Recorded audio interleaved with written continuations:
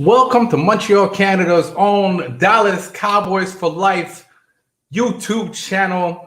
And guys, welcome to Speak Your Mind All the Time. It's your boy Sid. And once again, I got the fellas in the house with me tonight. Back by popular demand, I got Jay Tuck and your guy Nick's in the building. Guys, welcome to Speak Your Mind All the Time. It's always great to chop it up with you guys. But before we go any further, without further ado, Jay Tuck, man, on this side, right here, let me know where to find you, man. Yo, what's going on, world, man? It's your boy, Jay Tuck. You can find me on Twitter at JTuck151. And, of course, on my YouTube channel, Cowboys Fans Only. What's going on, Sid? What's up, man? Pleasure to have you on like usual, man. And you're looking kind of swole right now, man. Looking kind of swole, but I'm trying to get like you, man. I'm trying to get like you. Yeah, right. BJ, your guy Nick's is in the building. BJ, please let the fans know where to find you, man. Yeah, man, you can find me on Twitter, your guy Nick's _ in between. Stargang Podcast, all spaces in between on YouTube, Facebook, Stargang as well for the group and the page, man. Come like, follow, subscribe, the whole nine. Y'all know what it is. I'm playing like limited. Okay, to be clear, I'm on my Mac. I'm on my iPad. My MacBook's down, so you know, I'm not gonna give you 70% like I know a particular guy used to be here. But I'm gonna give you 100% of what I got set up here, guys.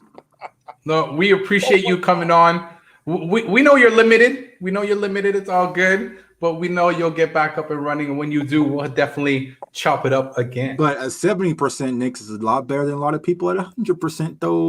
Oh, well, bam! Rolling out the. Hey, all right. Just saying.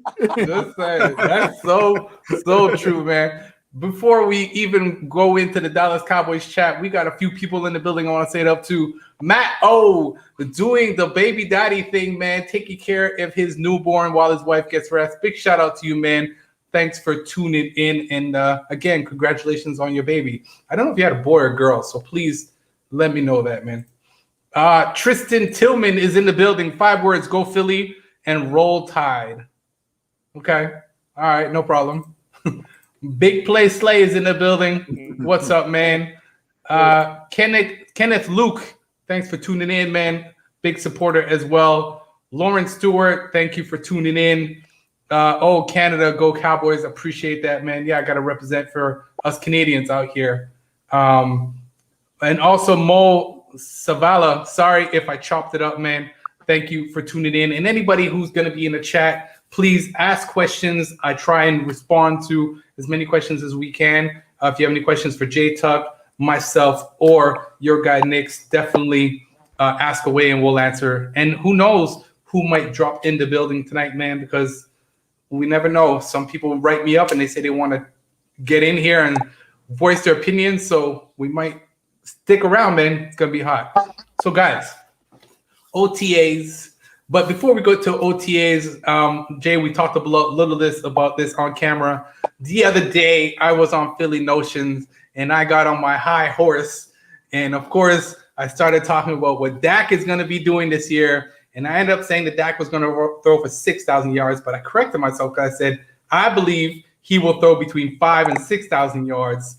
And trust me, the hate came from every direction, man. So I released a video today explaining why I had those thoughts. What do you guys think? Do you think it's possible for Dak to throw 5,000 yards? Because as I explained in my video today, I said Dak was on track to do that last year. In 6 games, he threw close to 2,000 yards. Right. Well, let's go to the year before that, right? And all the drops, if you will. How many yards did he throw for in 2019? Like 49 and some change, right? 49 and some change. So you just give him maybe 2 or 3 drops back to him. He throws for 5,000 that year. That's without Lamb. That's with Cobb, right? So 5,000 is definitely not out of the realm, especially with look, and you got an extra game. You got a whole extra game on top of that. Now, 6,000. All right, hold on, fam. All right, now but that's why I corrected myself. I said the 6, but 5 is definitely doable. Yeah, right. Yeah. Because that's what the Eagles fans I saw what they did to you, bro, and they leaped and latched on to that 6,000, right? Like because they started tagging me. I'm like, what did I say? Like 6,000 yards. 6,000 is pushing it. 5,000 is easy attainable. Now, I did say this. I feel like if Dak is throwing for that many yards, we're kind of hustling backwards. So I feel like the need isn't going to be there for him to throw that much. But is he fully capable? Hell yeah. Like Nick just said, in 2019, he did it almost like 4,900. And then in 2020, he was on pace to almost do it again once you add in CeeDee Lamb. But I don't need Dak throwing for 5,000 yards, to be honest with you. But he can absolutely do it. I think Eagles fans are a little bit nervous right now, a little bit shaky right now. You know, shouts out to my guy Philly Mike in the chat. That's why I got the pitch train on, because who's the first stop of the pitch train going to be? Oh yeah, right through Philadelphia. Can't wait. Yeah, listen, I'm with you. I understand what you're saying, and I understand what the Eagles fans are saying. Me personally, I think he can do it. When I said 6,000, I was trying to alliterate between 5,000 and 6,000 yards, and that's why I corrected myself. And then I end up saying that I believe that Zeke is going to be going after that title, the rushing title this year. And that caused a lot of controversy too, because they were saying, well, how can Dak throw for 5,000 yards and Zeke but Zeke rushed for 1,000 yards, I believe, that year as well. I would say, I mean, that's what Zeke did in 2019, right?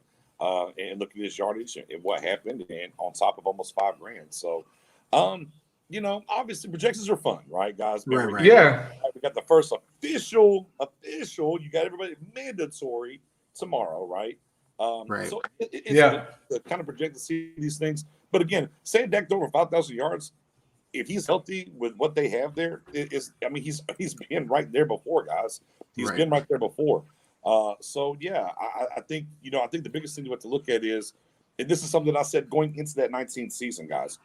It's no longer Zeke's team. It's Dak's team. The Dak, you know, and we're looking to. And here's what we have to look at, right? We're looking to get up on people early so we can unleash this pass rush and then let Zeke put the game away late.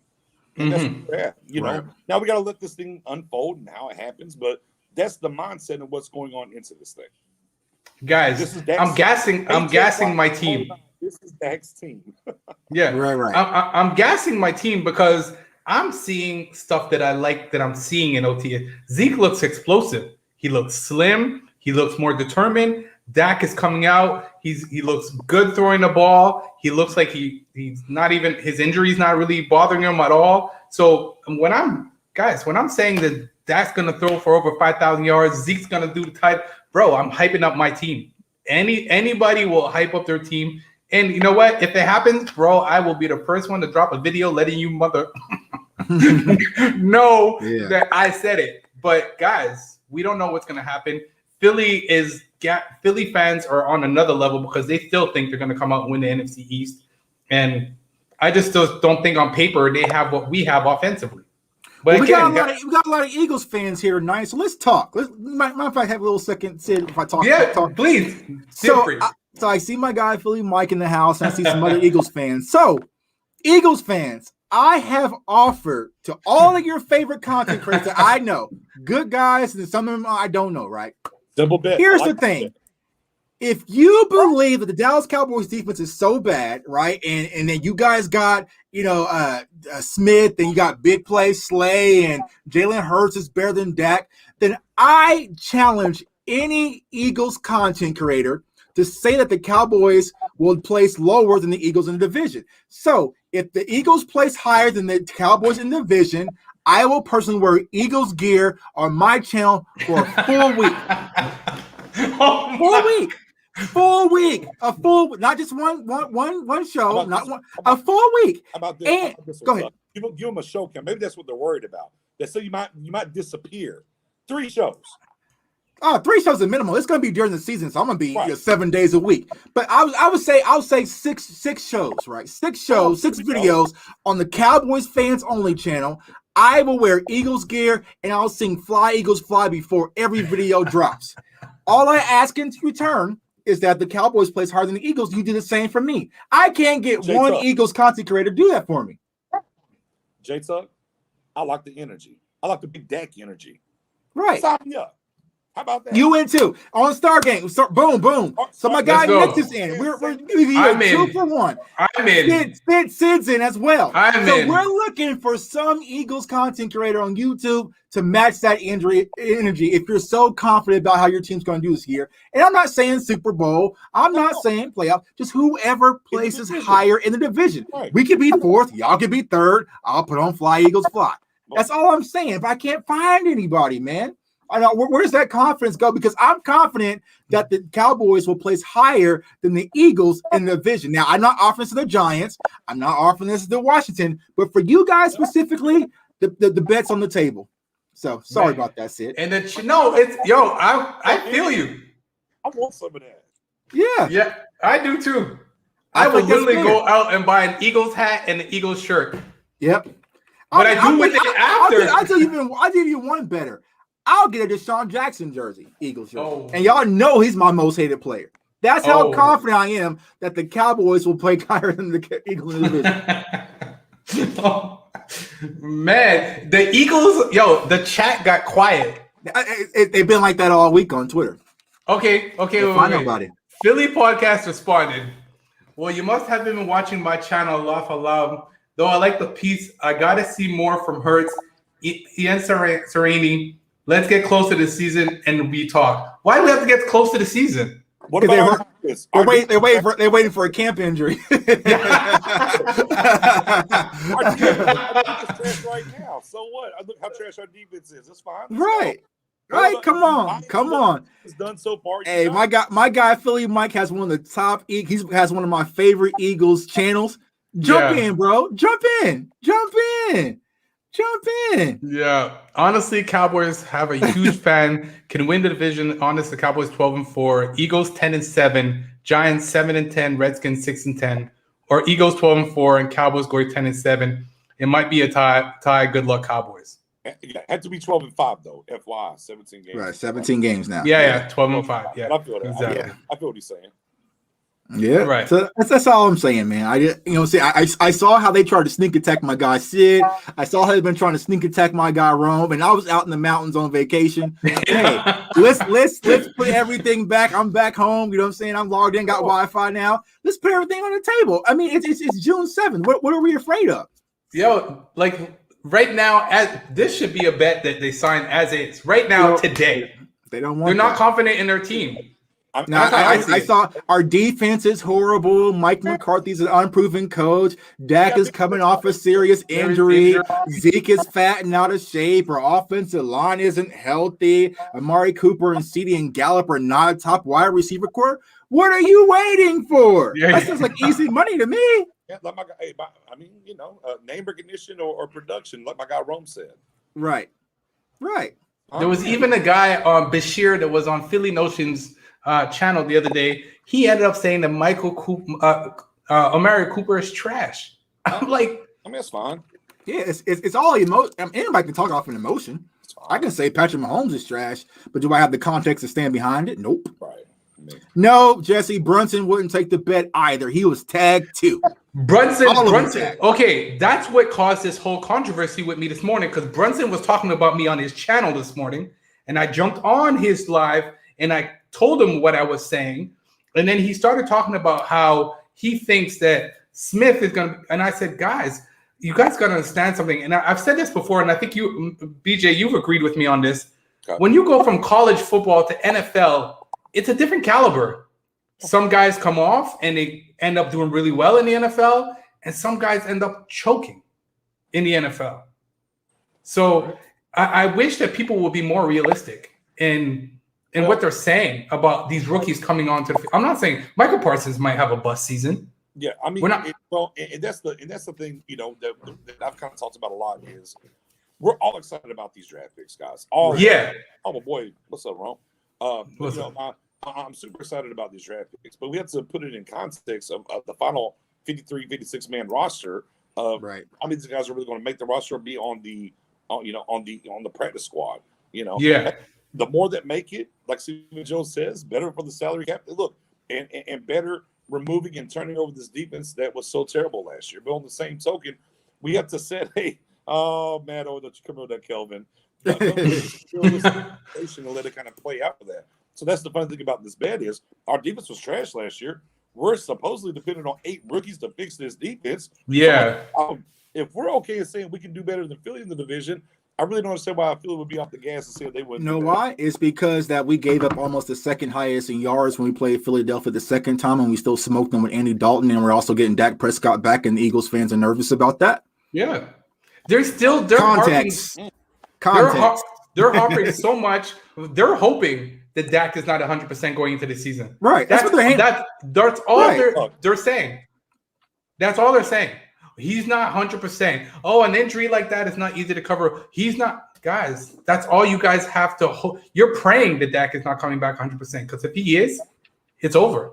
Right, because our defense gave up yardage in that game, but they were able to force turnovers. But our offense with Andy Dalton was able to put up points. Right now, you take all that away, you give us a healthy offensive line, you give me Dak Prescott back, you give us an upgrade as far as a defensive coordinator, you give us an upgrade in a few positions as far as our linebacker and add more depth. I don't think Eagles fans are as confident they're portraying for y'all. That's just me though. But we'll talk about that. Did you guys see where Jalen Hurts is ranked at by Pro Football? I mean, look, and this is where for me, and sometimes analytics and rankings can be a little unjust in my opinion. Right. My man got thrown there in the middle of the season. We saw what he was able to do against the Saints or whatever. You know, the turnovers, as Matt O was talking about a little bit earlier and stuff. So, I mean, there's things we kind of cherry pick or whatnot.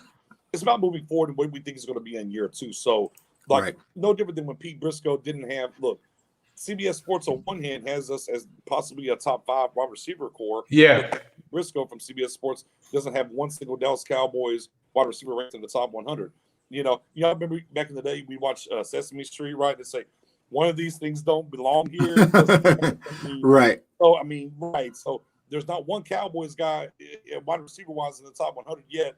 On the same, .com, if you will, we're ranked in the top 5 as a wide receiver sets. So yeah, I'm not going to get too big on bashing or where, for me personally, where Hurts is ranked or anything else because rookie season coming into this. It's a little bit different, and I think Hurts got some game to him personally. Right. I'm going to get that. I like Joe Flacco's energy and what he's talking about, but I just don't see anybody walking through the door. I think it's going to be Hurts week 1. They're going to roll and see what happens from there. Right, I agree. I personally, I like Hurts. So Philly says, here's the thing. I like what I'm seeing from Hurts in Sirianni, but 4 games for Hurts is more importantly OTA. Sorry. For rookie coach, I gotta allergies. I gotta see, and I can't put what I hear from other creators in me. And then he writes you. I think Philly, you're the one who is more realistic about the Eagles going into the season, to be honest with you. And I do watch your podcast, and I have to say, I think you're one of the most realistic guys out there. I think a lot of Philly fans are delusional, but they say the same thing about us. So it's the same thing. Every fan base got them. Every fan base got them. Yeah, exactly. And sometimes when it rains, get wet, stay dry. DMX. So he says, sorry, talk text is not working. All good. All good. So we're going to talk about OTAs a little bit. And like you said, BJ, is BJ frozen on us? I think so. No, I think he's good. And obviously tomorrow, a lot's happening with the Dallas Cowboys. Are you guys excited? I saw what you got. I'm going to ask you. I watched the Dan Quinn interview today, actually. I didn't have enough time, and I watched it today. What you guys think about what Dan Quinn had to say about the defense? Because as you said, we have a lot of rookies coming in to trying to fix the defense that obviously was terrible last year, right? I am excited about, I'm going to voice my Randy Gregory. I like what Dan Quinn had to say about him, but I also like what Dan Quinn had to say about our defense and how fast these guys are, right? So what do you guys think about what Dan Quinn had to say, and who you guys looking? Is our defense going to be fixed with our rookies? Well, I'll say this. fixed, yes, because you can't get any worse. It's like like Nix's like Nix's MacBook, right? It won't even turn on. It's already broke. So if it comes on, if it's moving a lot slower, at least it's fixed, right? It's the same thing when it comes to the Cowboys defense. It really can't get any worse. And when I was on vacation for the past few days, man, I sat and I crunched hours and hours of film trying to figure out, what really went wrong with this Cowboys defense. And to be honest with you, like, I'm no really football savant, but I can pick up on defensive schemes and different things going on. I cannot tell you what the hell Mike Nolan and his defense was trying to run in certain instances of the game. Like, it didn't make sense. So I couldn't figure out. It looks like the players couldn't figure out. I mean, I went back to the Giants game week 5 when Dak got hurt. I mean, Dorrance Armstrong, he was standing up. He was dropping back in coverage. They had a huge wide 9, but the 2 linebackers were shifted to the weak side, and there was like 2 gaps free. Like, nothing made sense when you watch this defense last year. So I'm very optimistic about Dan Quinn for this reason. I've been saying he's going to simplify things, and not only is he going to simplify things, he's going to put players in a position where they can do what they do best. I don't expect to see DeMarcus Lawrence dropping back into a flat on 3rd down. He's going to be coming towards the quarterback, right? I think the same thing with Jalen Smith. He's going to be moving forward versus moving lateral, and he's not going to be having as much responsibility as he had last year. And then also, as you mentioned, Sid, Randy Gregory, we're going to get to have him for a full season, no 8-game suspension that we're accustomed to seeing when it comes to Randy Gregory. So I'm optimistic when it really comes to this defense making a push forward. I think what we really need to pay attention to is the secondary position. How does that work out? I think reports from OTAs that Anthony Brown's been playing solid. Still kind of question marks. Is Kelvin Joseph going to be day one ready? We've also been hearing things about Jordan Lewis and also Nashawn Wright. And so who's really going to be those day one guys when we step out there versus Tampa against Tom Brady? That's one thing I'm kind of keeping in my sights. But for the most part, man, I'm optimistic that this defense will propel forward than they were last year. And, like I said, it's going to take some time. Mid-season, I would say, but they'll start to find their footing a lot more. But I feel like the pieces are there in Dallas, especially with Dan Quinn. So I like what I see him. Yeah, I mean, for me personally, I like what LV's doing a lot of talking. A lot. Right. And I'm like, but what he's saying, I'm buying. Yeah. Oh, you're drinking the LVE Kool-Aid? Absolutely I am. Right. I'm being where I should have been anyways. This don't make no sense to me. He's fun. And then we take the people that are at practice saying, man, LVE is flying around. Then today, the quote, I'm going to paraphrase it a little bit. I'll go get the actual quote, but I'm going to paraphrase it a little bit. LV was basically like, injuries be damned. I'm not here to worry about injuries. I'm here to fly around and make plays. Right. That's what I'm doing. Obviously, and this kind of gets to the Jalen territory where maybe Cowboys fans, they want that. They're pint of blood and something. And Jalen's like, I'm getting this number 9 though, and I'm breaking down no matter what number gets back to 9 and all these other things that kind of right. I had to pull out my calculator. I'm like, what is he talking about? right. Get a philosopher with the 9. Like, bro, just go play good ball, right? Right. And as you brought up, Jay, so going into last season, this is why rankings don't matter a whole lot, right? You pulled it up the PFF. He was the number 7 linebacker. Right, going into last year. Season, he was 44. Right. So I mean, a lot can change within a year, but I mean, for me personally, what I hear from the defensive side of the ball, look, the offense is going to be the offense, right? I don't think we have to worry about the offense. As long as we're healthy, things are great. Yeah, we can talk about Collins and how he worked out with Dak all year, and by any means necessary, he wants to protect him, and he's the best. All that. And we can talk about Tyron Smith and something we before just this year. Getting the surgery, I thought, was huge. I've said this a ton on my page for 3 years. Yeah. Been running. And he openly admits, he's like, hey, the neck bone's connected and whatnot. And the best I felt in a while. And I always caution people. I'm like, Tyron Smith, if the neck and everything works right, he's got years on the treads. Right. Like, don't be clear like he's on. This isn't an idea where we're just, man, can you give me 2 more years? Well, to hold that thought, actually, someone just sent me some text. So, Dallas Cowboys offensive line was ranked 6 over Kansas City. Boom. Yeah. But, hey, that's a whole nother conversation. Right. But offensively, Brian brought it said, I've watched 3 practices. No Sean Wright has been good every single practice. Okay? Yeah. We know what Will said, the KZ, right? We wasn't sure. Is he going to be on the PUP list? Is he not going to be on the PUP list? Day one, he's out there. He's practicing. Boom, he's in the building. Neville Gallimore making things happen. Brett Urban thinks he's doing. And you hear these certain things from him and Big Bo. Oh, we want the double teams. That's what you have guys that understand their position and what they need to do to make this defense work. It's like, okay, this ain't the hot boys and the purge squad. No. Here's my position. Here's what I need to do to make these other guys win. Yeah. And get you excited. And you heard everybody talk about, man, Dan Quinn gets in there. He's a player's coach, man. He's mixing it up. And it goes back to what I've been saying all offseason. Dan Quinn was the biggest free agent signing that we got. We got to let it play out and see what happens. But yeah, no, I mean, everything's going to be sweet. I call this is always the honeymoon season, guys. This is what I always dub this always. Before you get to camp, and even some through camp, so you get to preseason or week one, man, it's the honeymoon season.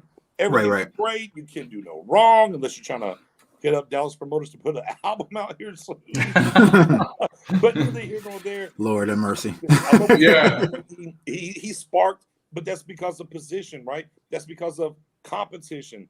It really feels like what we've asked for in Dallas Cowboys Nation for a long time.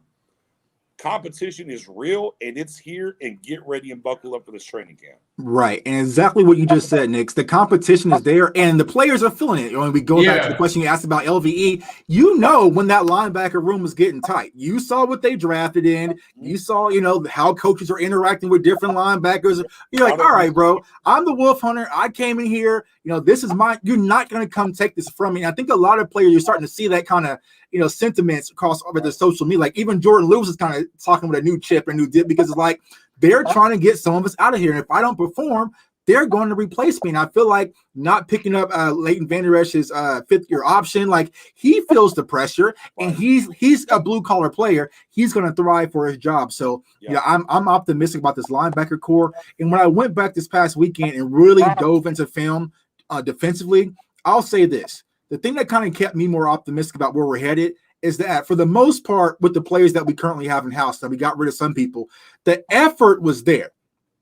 Whether you want to talk about Jalen, Leighton Vander Esch, DeMarcus Lawrence, Tristan Hill, even Randy Gregory, Jordan Lewis, the effort was there. There's not too many loafing plays where they're kind of half-assing out there. Those guys are gone. Celebration for Spoon.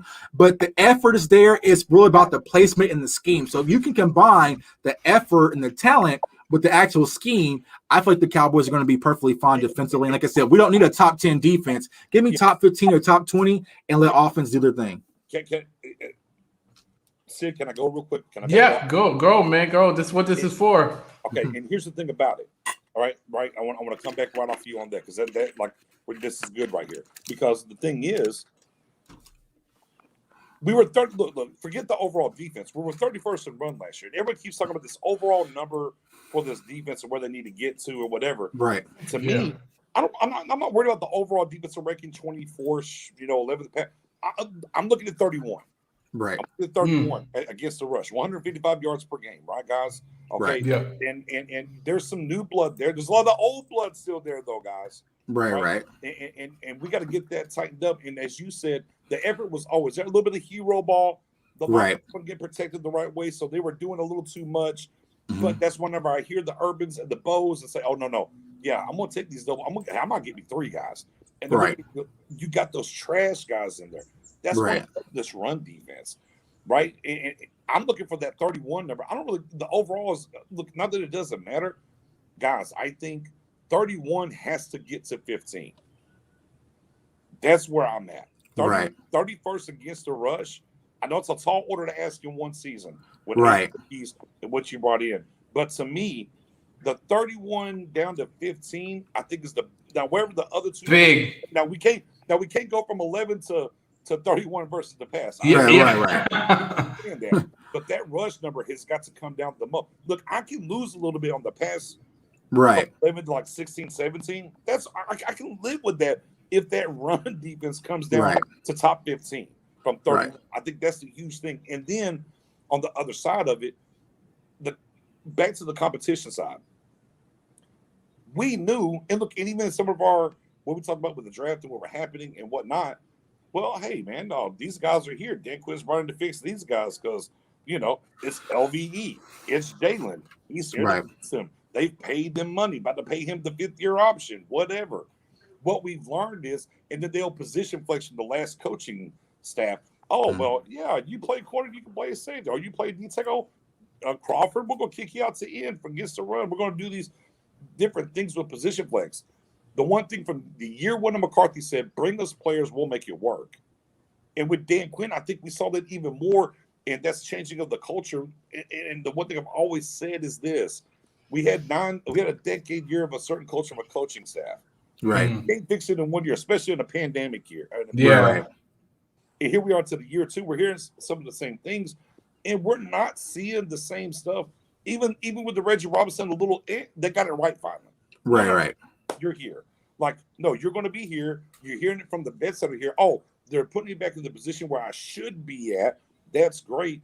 And those things matter a lot with the confidence within the coaching staff and everything else. So to me, I think it's a combination of not only did you get guys who to create competition, it's also on the mindset that you're not trying to plug a square peg in a round hole. You're putting guys where they need to be at to go and be successful.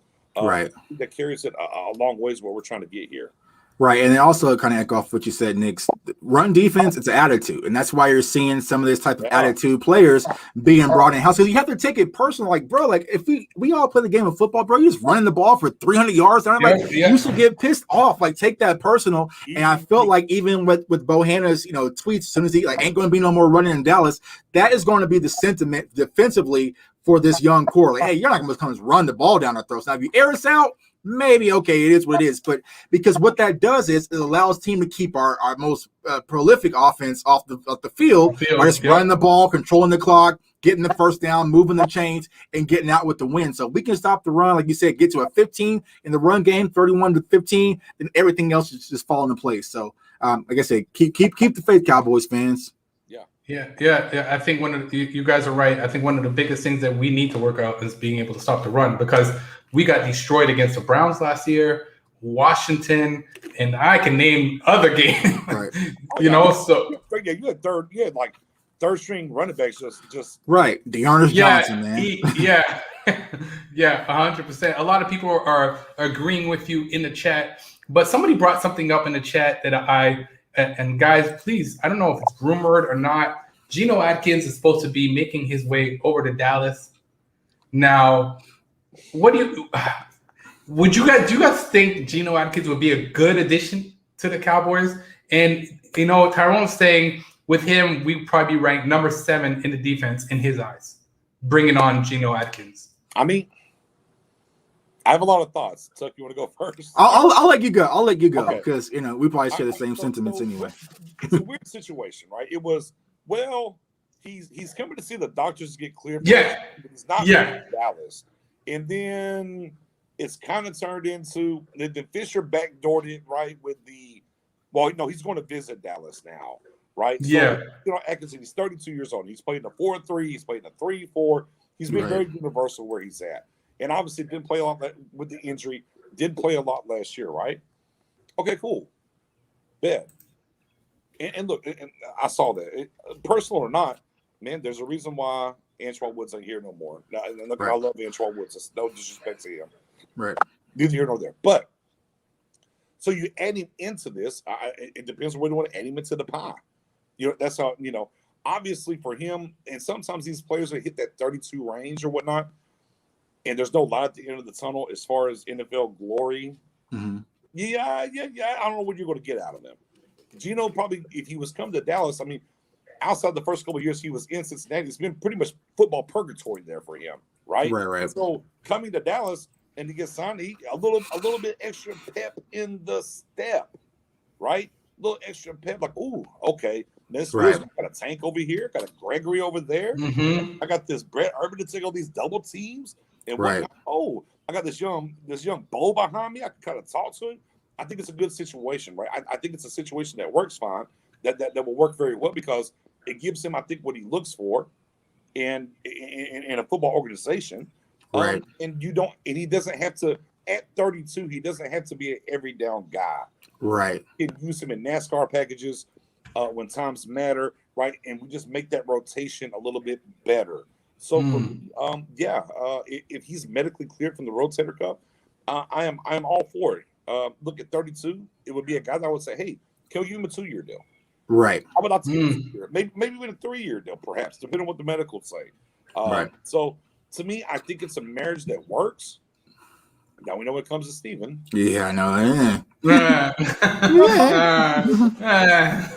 Mr. Krabs. Being 32 and coming off a rotator cuff injury or whatnot, he might want a 1-year prove deal to go double dip with the salary jump, the cap jumping next year. Right. But no, I think it. It's a great move for the Cowboys. Yeah. Right. When I saw that. Oh, go ahead. But Matt Owen, but that brings up the Hill situation that we've talked about a ton, man. Right. Like, yeah, it's not their guy. Right. And that's the thing is like, what do we do? What do we do with Tristan Hill? That would be the question, because like I said, that's like we said, this is going to be the third defensive coordinator that Tristan Hill is going to go through in his career. And I feel like this is going to be the 3 strikes and he's out. Now he's really going to be on an uphill battle. No pun intended, going during camp, to Do you think Atkinson coming here and not worry about all the 3 techs, he helps the 1 techs?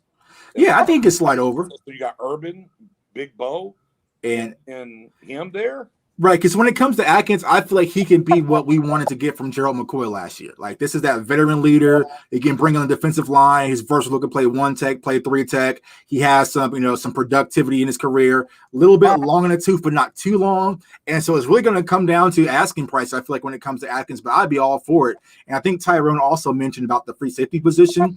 And I'll say this, when I kind of really just sat back and decompress and watch, I feel like Curse, he's going to be an instrumental part to this defense. Like, I think Jerron Curse is going to be a great addition to the free safety position. And so I can kind of see him in rotation and competing with KZ. I don't think KZ is going to win the position outright. It's going to be a competition at that free safety position. So I'll keep my eye on that. Okay, now they say Curse hasn't had really good OTAs. But that's okay. OTAs, though. Right. They're kind of plugging, plotting, and doing things. I'm with you, though, because I'll say this. I don't know if they're tied. Look, Donovan Wilson can play free safety. Right. I don't know if they're tied to Donovan Wilson as strong safety, depending on how, as you say, as Curse walks through that door, like, well, you know what? He's a little bit bigger for the strong safety position. Right. To give us the same deal as Donovan, and then we will pivot. A KZ Donovan rotation. Right. Safety. So free. Again, that's kind of some of the things we got to let play out. But I'm with you because I want to follow him as well too when it comes to. Yeah, Curse. keep an eye on Curse in camp and also preseason. I don't feel like I don't think he's Curse in camp and preseason. You're saying? I think it's more than that. I'm with you there. Yeah. So I don't know. Cowboy Fan Talk said Hill is probably going to get cut. That's what I was thinking too. I think bringing on. Competition. I mean, competition is going to matter. Yeah, it's look for me. I don't know how much Gino's going to play the 1. I just really don't. Like right. To me personally, well, Matt says he isn't playing 1 tech. He says Atkins. Right. I think that would be 1 tech would be a backup position for him to slide over in case. But I don't. If you do go look at Neville Gallimore might give you a little bit of 1. All of a sudden, he's a little bit bigger. Gallimore, Canadian, let's go. Canadian bulldozer. Let's go. Maybe perhaps. Yeah. But again, if you're adding a guy like Gino, yeah, man, Hill's going to have a phenomenal camp in my Right. And especially coming off an injury. Because I think even Tristan Hill last year had to go through kind of a prove it camp last year. So, he stepped up to it, but coming off of injuries and like I said, it's going to be an uphill battle for him to kind of take on that position, especially if you bring in Atkins. Now, I think if you don't bring in Atkins, then I think Hill is safe for the most part. But, we'll see. But I would welcome Atkins coming into this roster, by all means. But like I said, we're depending on Stephen Jones to actually make that play for him. And it's like, he's younger than McCoy even. Right. Yeah. This time McCoy, when they knowing he had a pre-existing issue. Right. Right. Yeah, it's going to be interesting to see. When do you guys think that? You think we'll know by Monday if there's anything happening with Atkins? Well, July 7th, right? That's when the report to be cleared or whatever. So I would say I wouldn't personally. When I heard that, I'm like, okay, this is a slow dance. I don't think we're going to see anything in June. And Now, granted, we have the inside sources with our doctors looking at him. Right. So there's always that if. But they're talking about him being cleared somewhere in early July. And then I would look to see, right. if the More Cowboys of a camp edition. there. Yeah. Yeah. Okay. So you guys agree that Adkins would be a good addition to the Cowboys? Yeah. By all means, man. If he's cleared medically. Yeah, I mean, we need all the reinforcements we can get stopping this run, man. So he's strong down the middle, D tackle, right, linebacker, safety. Right. That's your guy, Nix. I've been that way for years. I'm not going to stop. Quit. And look, and I can prove it to you. If we use analytics, numbers, different things. So there's the nice little meme going around: Tannehill versus Mahomes, right? In the past, what was it, 3-4 years, something like that, 2-3 years, something like that. Right. And like Tannehill's number are right there, or even a little bit better than Mahomes. I'm like, yeah, but boy, that defense over in Tennessee's been fucking terrible. Right. So hey, right. Here you go. Right. Yeah, man. Okay. So Lyle Collins. 4 stars. There you go. Thank you. You guys saw the Lyle Collins interview, obviously. Yeah. Okay. We do that on my channel. Yeah. That with Tuck's channel. Yeah. So I like, you know what? I liked when I think a reporter asked him at one point, "Do you feel yourself being more slim or more muscular?" And he came out quick and said, "Man, I'm more muscular." Right. And he was like very adamant about the fact that, hey, I feel better. He cut 10 pounds. He's still looking to cut a bit more weight. The injury was something that he says was lingering there, and he's happy that he addressed it. And obviously, he talked about protecting Dak, and the how the guys are starting to all gel together, and so on. You think he's good to go? I mean, we never know, Sid, to be honest with you, until you actually put the pads on, you're out there playing. So it's all kind of, I mean, everyone's in the best shape of their life right now, and I'm good to go. The season started today. But I feel like, what's the most important piece I'm taking from Lyle Collins is that he was going through his recovery with Dak Prescott, right? Yeah. And so you have the leader hand in hand with you, pushing you, doing your workouts to make sure you're on point, because I know that was a conversation last year. Yeah. And to be clear, before he got paid even. Right. Oh yeah, right. Right. Before Zach got paid, right? Exactly. Yeah. And so I know there's pushing you without his check. Right, exactly. So I know the conversation last year is possibly that Lyle came to camp out of shape, and during the whole pandemic. But once you have Dak Prescott, who was the leader, who was your quarterback, hand in hand, he's going to his trainings and different things with you. You're alongside. It's going to push you to a next level. And I posted the picture a few weeks ago about Lyle. I was like, bro, he looks lean in shape, and of course the Twitter troll, he looks fat to me. All right, take off your shirt. All right, but it's like you can see cuts in Lyle, so you can kind of see, even though he's still a big boy, he's starting to trim down a little bit, and he's going to need that to be agile at the right tackle position, because when it comes to your hips, man, that's one of your most important pieces, being an offensive lineman. So I think setting off the weight, making sure that he's going to maintain. But Lyle's a beast, man. Once he's out there, and like I said, my favorite picture this entire OTAs is just seeing that offensive line back out there. I mean, if you're a doom and gloom Cowboys fan, just seeing that alone, seeing Tyron Smith, Lyle Collins, Zach Martin, Tyler Biadasz, and Connor Williams out there, you should be like, all right. I can breathe a little bit. Defensively, okay, well, we'll deal with that later. But having those core guys back, you should definitely, poke your chest out a little bit, especially with Dak Prescott, man. So I can't wait to see this offensive line come back, and hopefully Lyle and also Tyron and Zach. I mean, the whole offensive line stays healthy, man, because they're going to be a critical piece of where we go. And look, and I'll backdoor this even, right? And look, I've caught heat for this. On depending on the play I want to talk about, I catch heat on this.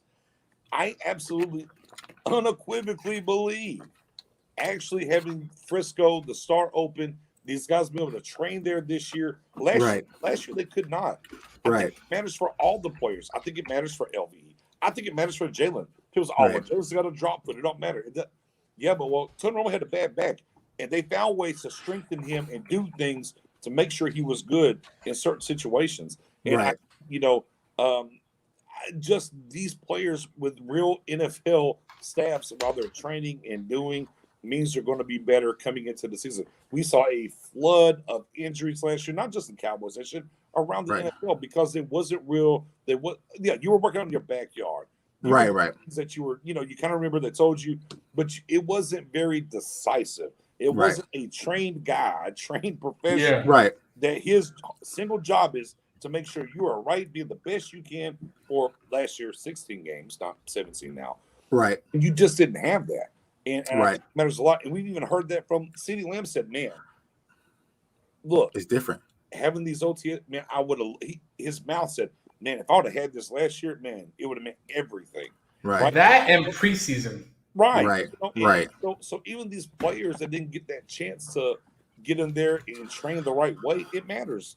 Right. And we have that moving forward with a flex or a flush added of talent on both sides of the ball. And a simplified way to apply it to, civilization for us is like some people working from home it's not the same as when they're actually in the office. It's not as productive because you have different distractions. You're lifting weights. Like, ain't nobody really watching me right now. So you probably have like being there in the facility, having coaches around, having your team, you're being held accountable to a new standard than you probably when you're just working out in your backyard, doing a few drills on Instagram. It's not the same. So yeah, I think you're going to see definitely a spike in a lot of these players across the board. It's not from Cowboys perspective, but also across the NFL because you're now being held accountable for being at the facility. So, and on top of that, right, it's one thing going into like, okay, well, today in my head, I'm going to do this, as compared to walking into a guy that's making 6 figures a year. Right. Fam, I know you thought you were doing this. However, we got 5 sets here, 6 sets here, right? Sets here. Oh, and then we're going out to the field. We got to push these racks. Right. And you're not done. You only did 4 sets. You got 2 more. Right. You know what? I feel good. It's Friday, bro. We're about to go, man. But I'm almost done my work. I'll be there in a little bit. Chat, man. These people requesting it. Just drop the link in the chat for them, bro. You can bring them on as you need to. Huh? You got these people trying. Just drop the link. You see it. I know you see it. I know, yeah, bro. You like messing me up here, do this and that, man. Just drop the link in the chat. You can bring them up, drop them down when you want. That's what I do. Yeah. I'm like, guys, 2 times you gotta go. There's the link. Jump on. Yeah, it's Eagles fans. It's all good. Well, it's fine. Are they going to take the bet? Nope. Yeah, nope. Here's crazy. I even had a Browns fan. So if you watch my channel, when we lost to the Browns and Dearness Johnson ran, I had on my Cleveland Browns stuff, right? Well, what are you afraid of? What are Eagles fans afraid of, though? You get a whole season to map this thing out, man.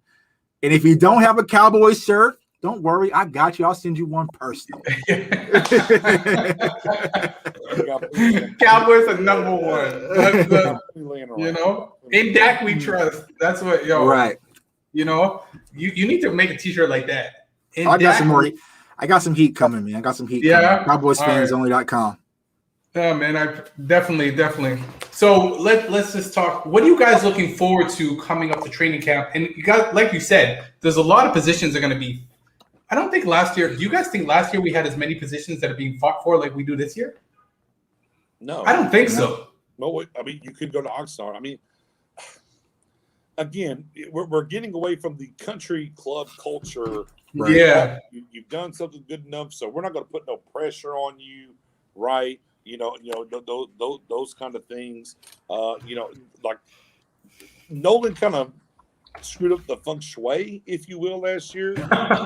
Came back and reset it because to me, a lot of what I heard from Mike McCarthy last year, I kind of hear that more from, in my opinion, from Dan Quinn this year than I really heard from Nolan last year. To be honest with you, right? So no, I mean. I think it's wide open. I've been on air. I've said it before. I don't know how much I'm sure of the competition just because I have that post Garrett post traumatic Garrett syndrome. Right. So Jay, I don't mean to cut you off. We got one. Oh, we got an imposter in the house. Okay. No, I like this guy, man. Lindy's a good guy, man. Hey, welcome to the channel. Oh, wait. Let's drop him in. We also got Mr. Rome in the building. Oh, the gun's out. The gun. Lindy's cool, man. Because I see that Mavs jersey back there, so he's cool. Yeah, you already know. Right. Yeah. More guns, Rome. What you doing? He just finished training. Trying to get back in shape. I ain't making no noise. I ain't making no noise.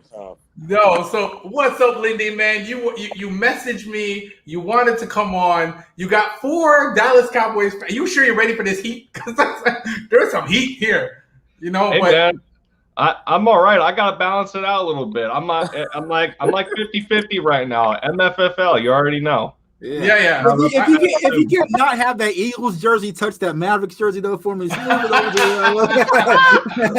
over there. Yeah, yesterday was bad enough, man. I don't need no more of that Eagles stuff leaking up. All right, there we go.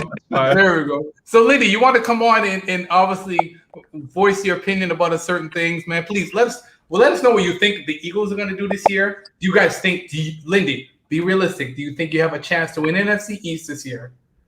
And what do you think Dallas is going to do going into the season? Well, I think the biggest thing that I look at as far as the Cowboys go, I mean, they made the biggest improvement that they made so far was making Dan Quinn the defensive coordinator, because realistically, you guys can't be any worse than last year as far as defense goes, with Mike Nolan in charge of that disaster that what it was. Whoa, Lindy, don't jinx us. right. Listen. They told me to be real, and I'm being real. Worse. I see what you're doing. Don't do that to us. That's hilarious. Yeah, that's hilarious. Go on, Lindsay. We're listening. No, but I mean, no, for real though. You guys are in good shape so far as that. My concern is like the health of your O-line going forward. I mean, Zach Martin, Lyle Collins, Tyron Smith, they always seem to be banged up at the wrong times, and you guys seen what the Eagles dealt with last year with 14 different offensive, lineups on the offensive line in 16 games. You can't sustain success when your trenches are constantly changing. So, I mean, but at the same time, you got veterans that you can rely on there. It's just about them maintaining their health, especially to be able to protect Dak Prescott, because he can't go through another ankle injury like that again. So as far as the division goes, I've been on the train of setting the over-under of the win column for the Eagles at 8 games. Worst case scenario, they go 7-10, and best case scenario, they probably go about 10-7 or 11-6.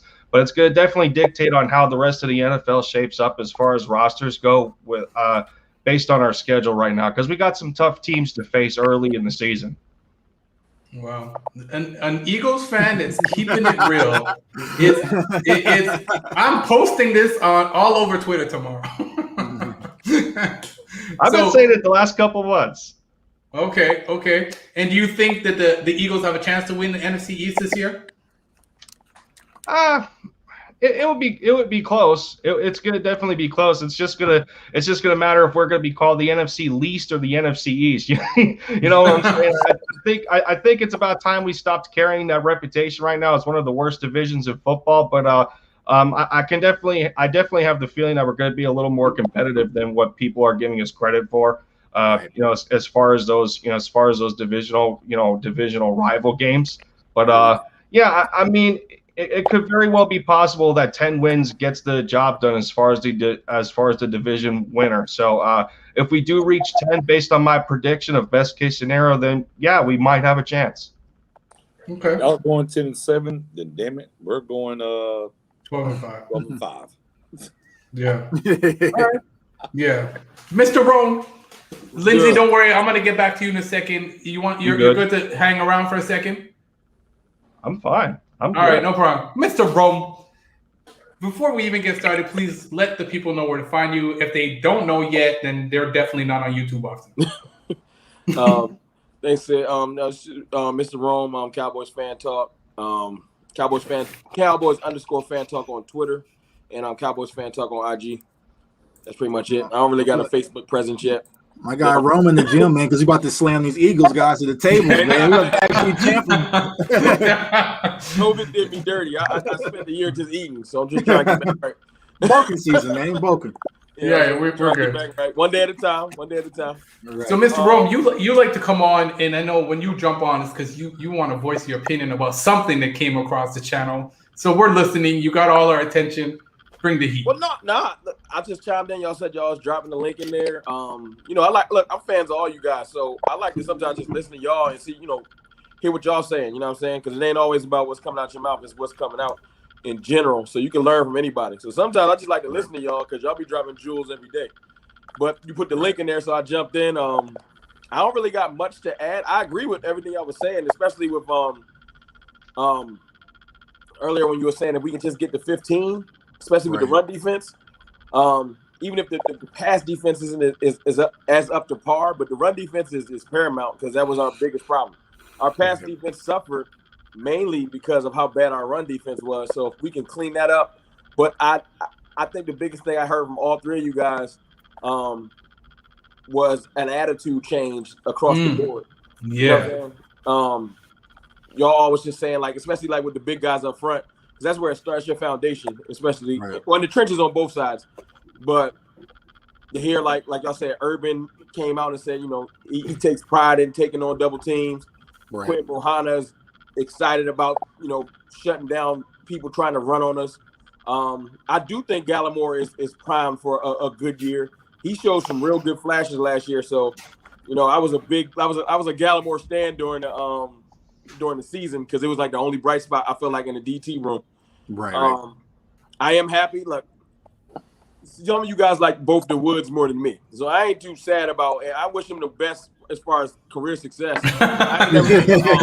BJ's like, no, I don't know what you're talking about. I'm not a big Antoine Woods guy. No hate to him personally. He's probably a great person. But I watched him get blown off the ball way too much and then get like one sack. You missed. I'll say you missed. Maybe you wasn't here. I was like, we were talking about the run defense. I'm like, there's a reason why Woods isn't here no more. No, I was there. I got to give you respect for that. I was there. You know, and it's true. It's just, I felt like, I mean, first of all, Woods did the best he could. He's a tweener. He's not really heavy enough to be doing what he's doing, to be honest with you. Right. So he's a good rotational piece. He never should have been starting. No hate to him. Like I said, he just kind of ended up in that spot because you got to notice every year we try to put starters in front of him, and it kind of towards the end of the year because of injuries or whatever, he ended up playing more than he needed to. Right. So it wasn't really his fault. He shouldn't have been playing that much. But he's not here no more. Woods not here no more. Xavier. No slight to Awuzie, but I never thought that he was Woods now. We good, baby. A game changer. As far as at the corner position, I never thought Cheeto was a game changer. He's a good corner, but I'm not too sad he's gone. I didn't lose sleep when he left. I did. So I'm on the you know how you go, I guess you want to dance with the unknown than the known. Right. I was more excited about the unknown. Now I might wake up week 5 like I want Cheeto back. I want Cheeto back, bro. Yeah, so and you know what? I'll own it if it come about. But I feel like worst case scenario, I'll be like, well, we got another Cheeto. Right. All right. Yeah. So Island Boy says Gallimore looked like he's been eating weights this offseason. Gallimore looking great, man, from what I've seen. Like as far as what he does, like it's not ripped. He just looked great for his position. And his biggest thing last year when I was first like studying like is his first step. He got a crucial first step. That's his thing. His get off is great. So if he adding weight, hopefully he ain't lose none of that speed with his first step. But if you see all of his splash plays last year, it was more so he just beat the person. He couldn't even get the offensive lineman couldn't get his hands on him. His first step was great. So we're gonna see if he can build off that and add to it. But him and I'm thinking like not to jump the gun, just presently, I don't think they're gonna throw. I think Bohanna's gonna be more of a package for now. I don't think he's gonna just completely start. I think it's gonna be Gallimore and Urban. Maybe I'm just reaching. Okay. We also got to factor in what they're going to do with Osa too. You know, so Osa's going to probably be in the mix. He might end up starting though by the end of the year. Osa's a very incredible. When you watch him, yeah, because he can play across the board. That's the thing. I think Osa's going to be out there just for that reason. So he looks so versatile, man. Like it's his hands. Like I said, the Gallimore is all just get off the ball.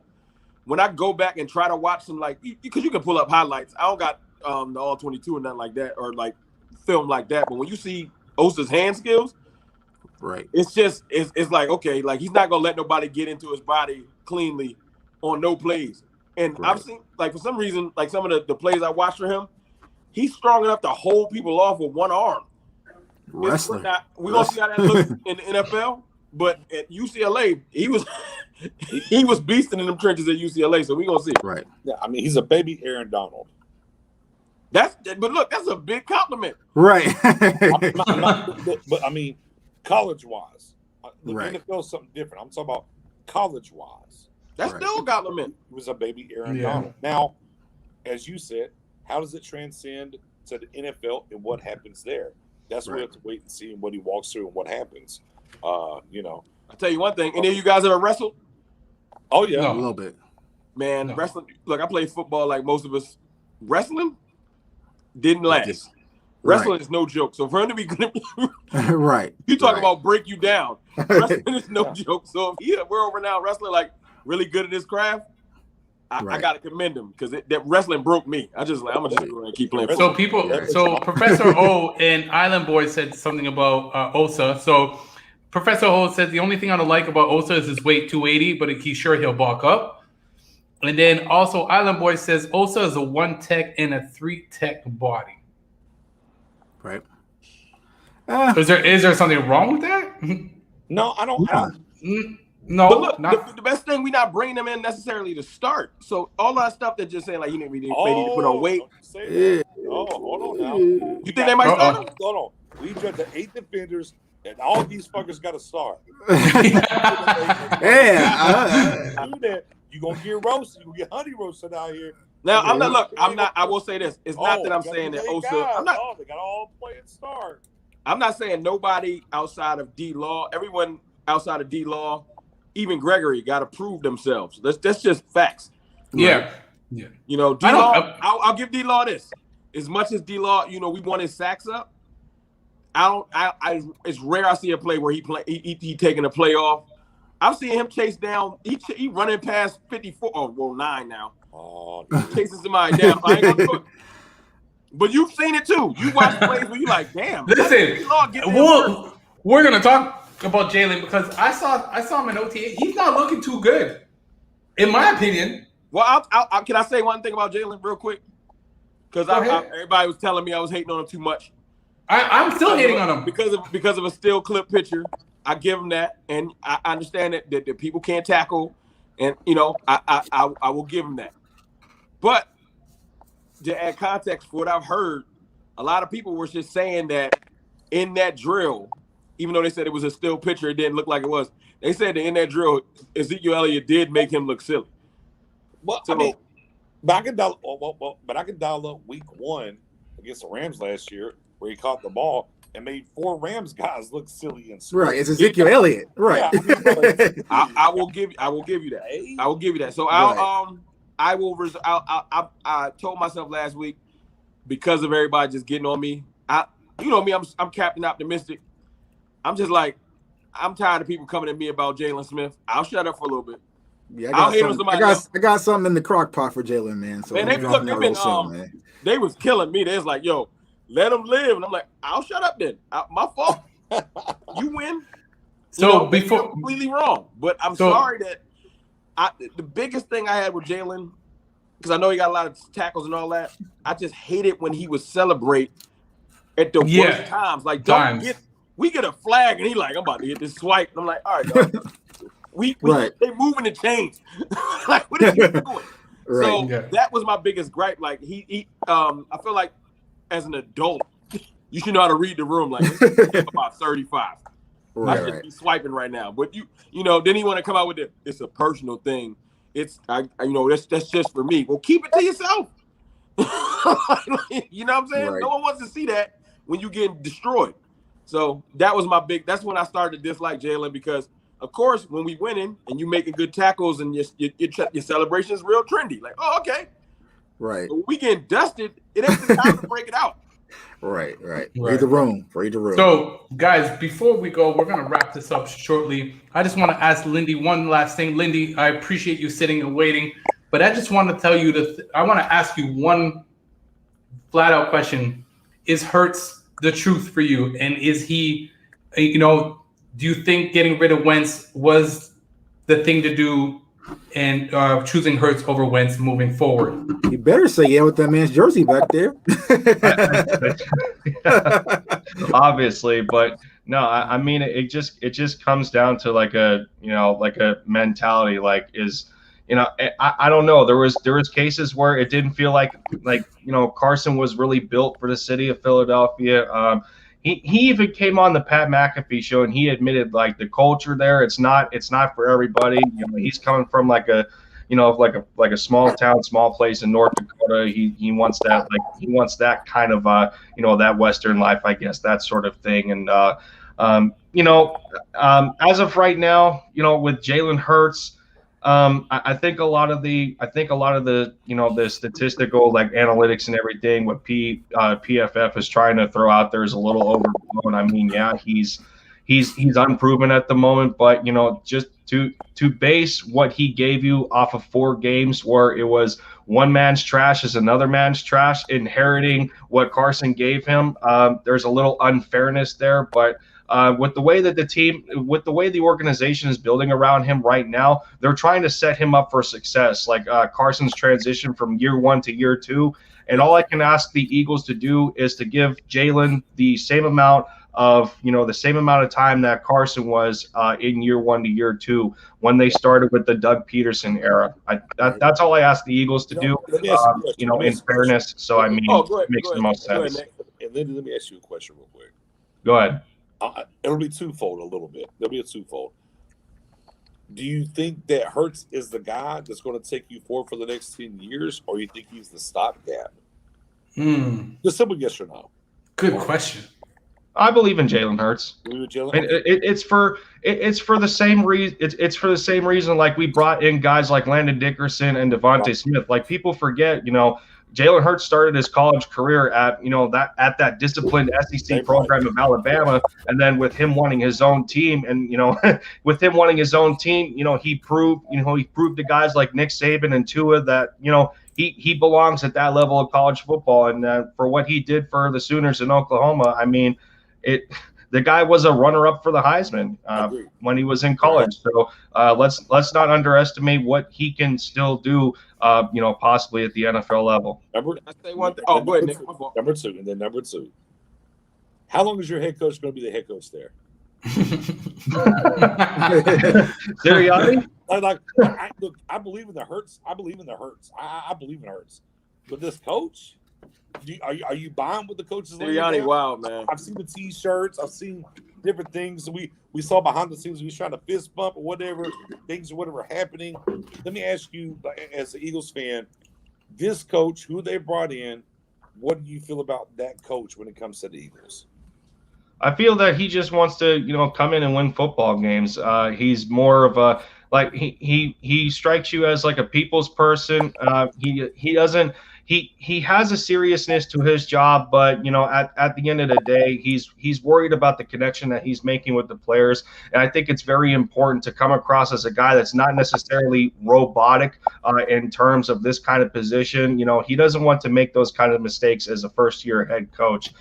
Even though hiring him, I think, in my opinion, was a last-ditch effort to try and keep Carson here. If you're not going to get Frank Reich, then you settle for the next best thing. But ultimately, it didn't work out in that favor. But all in all, it's not even. It doesn't even come down to the head coach solely. It also depends on the guys that he's bringing in behind him. Like Shane Steichen from the Chargers and Jonathan Gannon as a defensive coordinator. It's all about the coach coaching his coaches, and that sort of thing. It's going to be a collaborative effort at the end of the day, but we have to rely on Sirianni to take the reins a little bit. Hold on, coach sets tempo, coach sets culture. We saw it with us last year with Nolan, and that shit was whack. We knew that shit was whack the first time. Yeah. Okay, so Liddy, I want your definitive. You're kind of saying, well, he wants to win, he's connecting, but it's not really on him. It's other guys. Do you buy the head coach? Yes or no? Yeah, I do buy into him. Okay, I do buy into him. I'm fine with it. Let me say one thing. I give Lindy this. Lindy's on with 4 Cowboys fans. He's doing his thing. Let me give I'll give Jalen Hurts one thing one prop, that I seriously believe.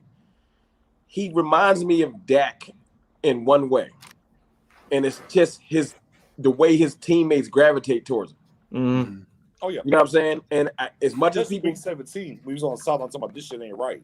No, he ain't like that. He ain't like that. But green. Oh, But I'm just saying, like, it's great. Like, I seen it because I remember that's one of the things I used to give Dax props for 2-3 years ago. Back when I was in the trenches arguing with Eagles fans all the time on all the platforms. And I would say, man, his leadership is leaps and bounds above Wentz. And everybody's like, that don't even matter. And now that the tables have turned and y'all got a quarterback that has similar traits, it's something that's celebrated. And I find it funny because I remember he was like, leadership matters. That's why Carson Wentz is a cult. Right. Because if his locker room was behind him, he would have never got cut or traded or whatever. You know, your locker room behind you as a quarterback is a big deal. Yeah, that's the main reason why I'm not sleeping on y'all. Because, I mean, not to be funny, and I'm not trying to bring up the buzzword Tim Tebow. All I'm saying is this: sometimes somebody can be such a good leader, you can talk people into playing better than they used to. Right. So, because football emotional, and when you check out, look at our defense last year. When you check out, you see what happens. Yeah. But if you start a game and you got Jalen Hurts out there and you believe in him, you don't matter what PFF has said or anybody. Right. As a player, you like, nah, he about to get busy. You play differently. Yeah, and low that's go ahead. At least if nothing else, we can put to bed who's better, Dak or Wentz. Oh, that's over. That's a wrap. That's to argue it when he got traded. It's like that's a wrap. But you know what? I'm gonna say this, Lindsay. Before I let you, I'm gonna let you go. I said it earlier. I pray to God that Hurts is the guy for you, because if Wentz goes and has a breakout season, and Hurts plays like trash. Wow. The Eagles set though. You know why? Because they're gonna have like 35 first-round picks. They're gonna trade up for whoever the best. They don't care. Yeah. Right. So if Hurts is bad, they trading up to first. They're gonna like, we'll give you 6 first-rounders, and they're gonna give whoever's the best. So we should start watching college football and see who's the best quarterback, because the Eagles gonna be keeping their eye on them. Spoiler alert: there ain't none. So Lindsay, that's the wrong draft on a quarterback. Unless you like Spencer Rattler, but then other than that, no, he don't look too excited about Rattler. So Lindsay, I want to appreciate you for coming on, man. And I'm gonna say this. I can't believe I'm gonna say this. I wish you guys luck going into the season. No, I can't wish him luck. I wish Lindy success and luck. There you go. There you go. There you go. Listen, I'll have you back on when the season starts. We're going to chop it up again. Let the fans know where to find you, and definitely, I can't believe I'm letting you do this on my channel, but go ahead. No, appreciate it, Sid. It's been a minute since I last talked to you, man. I think it was a live call-in with Philly Notion. I didn't even have 20 subscribers at that point. I'm at 120 now. It's pretty cool. Congratulations, man. Y'all know where to find me. Lindy Endzone, same handle on Twitter. I bring you quite the diverse content of the fan base between the Eagles and Dallas Mavericks. Who knew? I'd be a Mavericks bad combination, bro. I'm gonna turn the notification bell during basketball season and football season. I'm gonna turn it off. That's right. You already know. I do. At least you can take a positive with a negative there. It's all I'll tell good. you one thing, Luka is a beast. I'll tell you that. Luka is different. You live in Texas? No, I'm in Tennessee, actually. Oh, okay. Okay. I'm a Pennsylvania native, but I moved down. I moved down here. Oh, yeah. okay, fair enough. Okay, fair enough. So, like I said, man, guys, go check them out, guys. Like I said, we support all content creators, Eagles, and anybody who does it, because we know the grind and we know what it's about. So, congratulations, Lindy, man, and I'll definitely reach out to you again, man. We'll chop it up. You have a good night, man, and take care. Of course. Mavs and Eagles, bro. I don't know how I'm gonna do that. Wow. Man. You had Dirk. That's like me saying I'm a Cowboys and a Sixers fan. It's cool. Yeah, Dirk and Jalen Hurts overlapping, bro. All right, man. Guys, before I let you go, what do you guys see happening in the next couple of weeks with the Dallas Cowboys? We know the offense is pretty much gelling together. I don't think we have any issues on our offense. Do you think the defense is going to start showing that same success that the offense is showing right now? I can go be real quick, get out your way. Yeah. I think the thing I'm watching, I don't know if I think I have the utmost confidence in our offense. I don't even really need to go there. I don't think anyone's worried about our offense, and no, by no means. So No means. fine. Oh wait. The offensive line staying healthy. That's it. But I'm not going to be worried about that over the next couple of weeks. I mean, unless God forbid, knock on wood, something happens. I'm saying, I'm watching. I got to watch KZ and this corner thing because it's really a question mark. I don't know because I want to say, yeah, they rolling Joseph out there. I don't know what's about to happen. So I really want to just watch because the reports are going to come out of camp like Noshawn Wright or Nashawn Wright has been getting nothing but positive reviews. Not saying he's gonna start. I'm just saying, and you can see the media don't kind of got high hopes for Joseph. He went and got a COVID shot. They was ready to be like, hey man, cut him. Right. So I'm watching the secondary, and because you know what? If we hear bad reports, then we might be able to keep our eyes open for a potential signing. If they show out a little bit, then they go into our I feel like our ownership just our GM. They say we go with what we got. But if we look like we're struggling across from Diggs, they might call. Well, I don't know if they're gonna call Sherman, but y'all get my point. They might try to bring in a reinforcement. So I'm watching secondary and not secondary. I'm watching KZ, and I'm watching the other corner position because ever since Nick's brought it up to me, I used to be worried about the safety. Now I've been looking at corner like I got confidence in Joseph. No, you don't. But I It's okay, bro. It's okay. The problem is I'm not in control. Right. So as much as I can beat if I can walk in and be like, hey man, he's starting. That's different. But if the media keep trashing him, he might get in the coach's head like, nah, he can't start or something like, you know what I'm saying? So I gotta see. Right. I need him to have a really good mini camp so the media can shut up. Well, but look though, as Brian Barnes said, no, he's watched three practices and right is ball right every time. It's ball. Right? So as much as we were kind of out on the Noshawn Wright pick, it's my God. So, hey, look. Hey, so what I said. What I said. There live, bro. What I said. We were all like, bro. I said, what? Name and recognition or production. But that's the thing. He had neither. No, I'm just saying though. But look, if he produces, yeah. We need. I need him. Yeah. He's a Cowboy. Like I need him to be the next Richard Sherman. Yeah. What I was been saying, man. That's where. Go ahead, Nick. Go ahead. And I said this. I was like, folks are gonna be really hot when Nashawn Wright starts over. No, I'll get over it. If he balling, I'll get over it. I'll get over it real quick. But they're not going to forgive that front office for doing what the fuck they did. Hey, look, if it works towards the end of the year and we let's just say 11-5 or 11 and whatever it is, 11-6 or something like that, and it's working. Yeah. Okay. You might mention it in the tweet, but you get over it. Let me rewind it this way. I'll rewind it this way. And we had this conversation in the Stargame chat, right? Oh, yeah. Conversation. And we were like, man, and you retweeted him. Right, you retweeted Kelvin Joseph. He's looking for Dallas promoters. Ain't our kind of promotion he looking for though. He looking for I got an album popping on the 21st. You feel me? And it's like, okay, you were apparently you kind of had COVID, we think, and you wasn't practicing or whatever the case is, and now we're here and we're about to get to the mandatory shit and it's promoting. I got an album release. Issue, whatever. Look, I'm not going to judge him still, personally. Like, bro, okay, do your thing, whatever. Man, we know how the light shines in Dallas. Man, this thing is going to pop off and be an issue eventually. Unfortunately, look, no different than tonight. No different. Go check his tweet and look at the responses. Parsons said, "Oh, my Nets are about to go sweep," or whatever he tweeted about his Nets versus Milwaukee. Oh, bruh.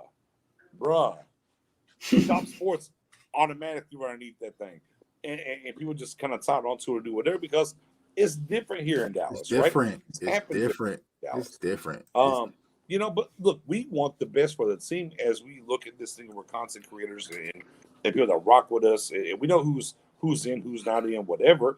Again, no Sean, bro, I'll show up at E-Crow. Bro, I showed up online with A-Crow on LVE. And then all of a sudden, after A-Crow after a year, I was like, oh, Actually, I was right. They But, can spit it back out. but okay, whatever it is, what it is. Right. But again, I'm not going to get too over my skis. Oh no, I get you. You know what I mean? On any of these players, holler at me towards the end of July. I don't know who's the real and who's the fake. And yeah, actually, it's gonna Geechee be real, just posted it. If I had to bet on which cornerback is going to work harder to be day one ready, I'm putting my money on Nashawn Wright over Bossman. And that's Right already looks good in OTA. And that's where I feel, because he feels like he's been slighted. He's been the huge question mark. It's like, I've been trying to come around with Bossman, but I feel like where the Cowboys are right now, we had a huge question mark with the outside cornerback position. We was all throwing blows, J.C. Horn or Patrick Surtain or Caleb, like having these conversations, and we really left the grocery store and we did not get what we need. So we're still having questions about who's going to be that second corner. And we having conversations about how Anthony Brown has played, Jordan Lewis. Well, this is the same thing we already had in the house. We expected to walk out of the draft to have a guy that we know solidified.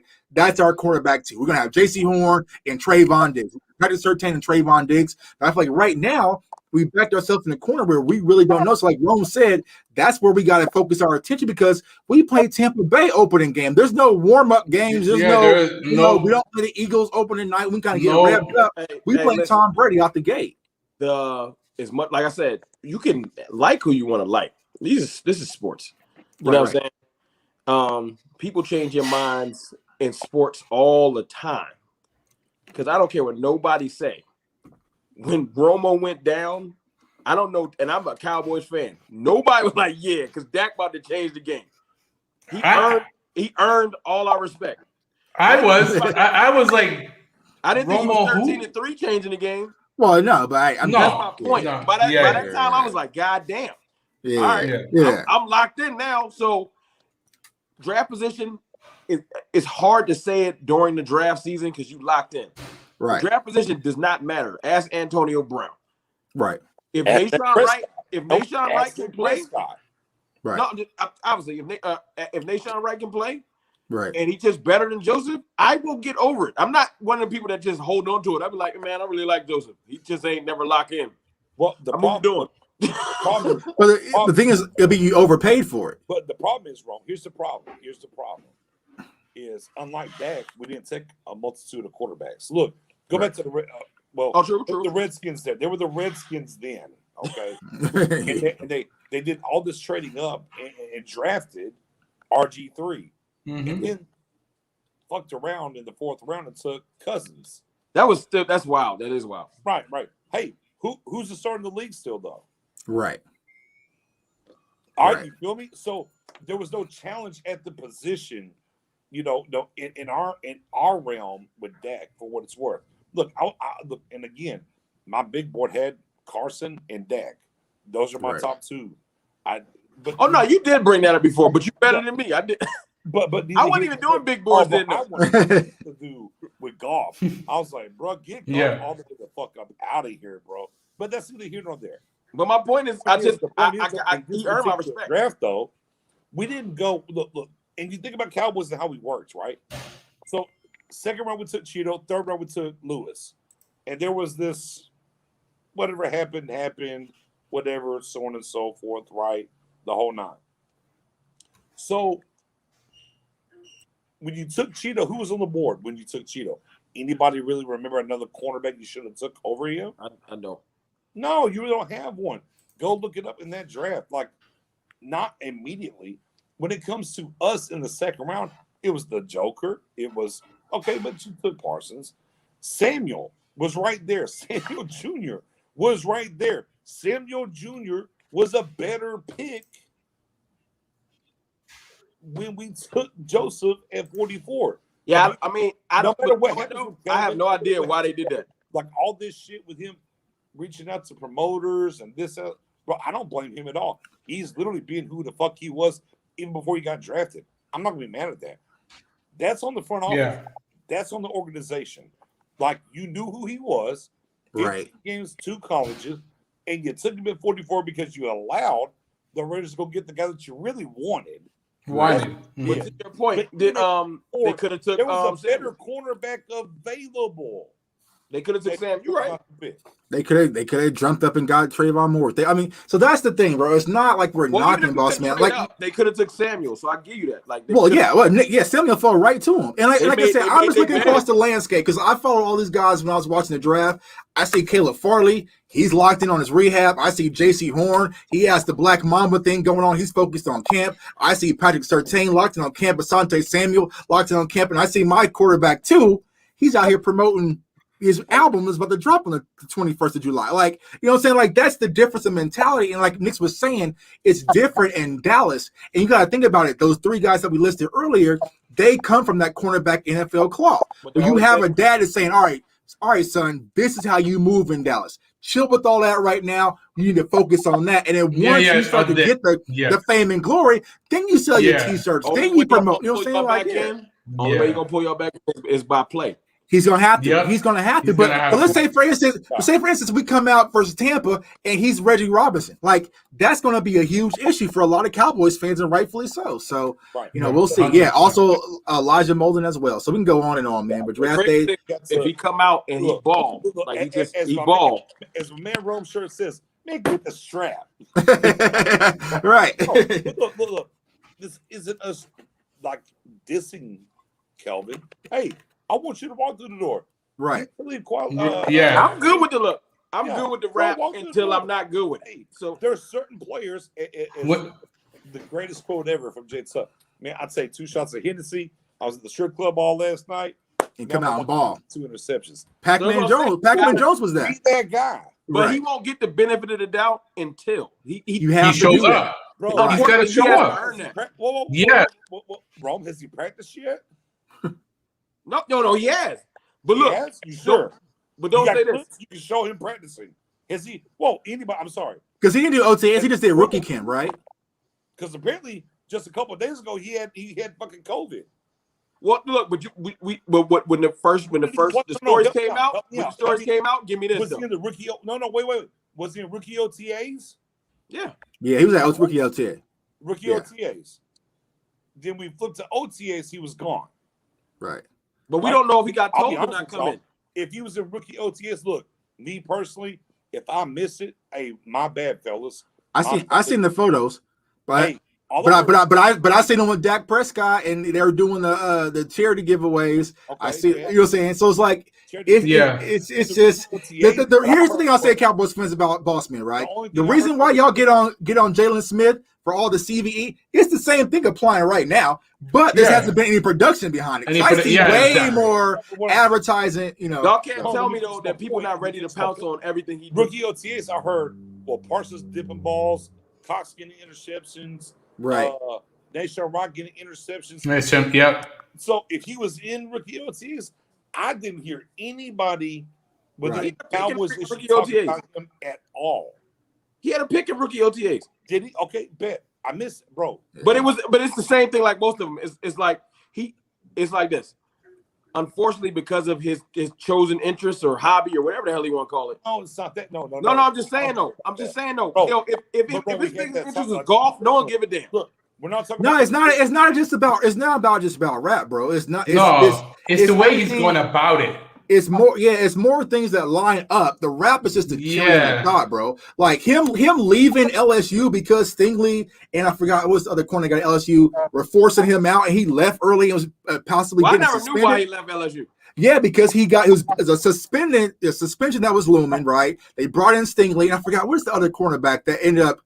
He ended up pushing Joseph to the third spot, but then his dad passed away. I forgot right now because I'm out of draft mode. But then that's why he transferred to get out of suspension, went to Kentucky, played it. So he only played about 15 games, right? You know what I'm saying? You are 15 games, so you're very green. You know what I'm saying? Even his production at Kentucky wasn't that extremely high. Then the Dallas Cowboys take you in the second round knowing everything was on the table. Okay, then you add on the rap. Huh? I had him ranked at 44, but he shouldn't win over what was available. Like, because you had something Samuel ranked in the first round. Right. No, I'm not saying. I'm just saying. Do you think that he was a reach? Yeah, considering what was there. Yeah, absolutely. Facts. Yeah. Big facts. Yeah. Because I don't look mainly because of Samuel. No, not because of Samuel. You can add in JOK. You can add in Elijah Molden. Well, you you can know add why in, the JOK thing was. It wasn't just because people just turned their back on JOK. It was the medical. but he turned around a few picks later and went to Cleveland. No, it wasn't He that. was in the third, though. He should never Look, made the and then third. they said, hold on, and then they said, oh, his medicals are fine. Go figure. No, you're right. But he wouldn't have got there first if it wasn't for the medical thing. Right. So that's a value, right? So you would have got JOK. I always care about medicals in the second round. Since when? No, I'm not. All right, Jalen Smith, why. right. I'm not saying I agree. I'm saying No, why. Would you look again? And I'm not. Look, here's the thing that I came out and I said on Twitter. I think about like 2-3 weeks ago.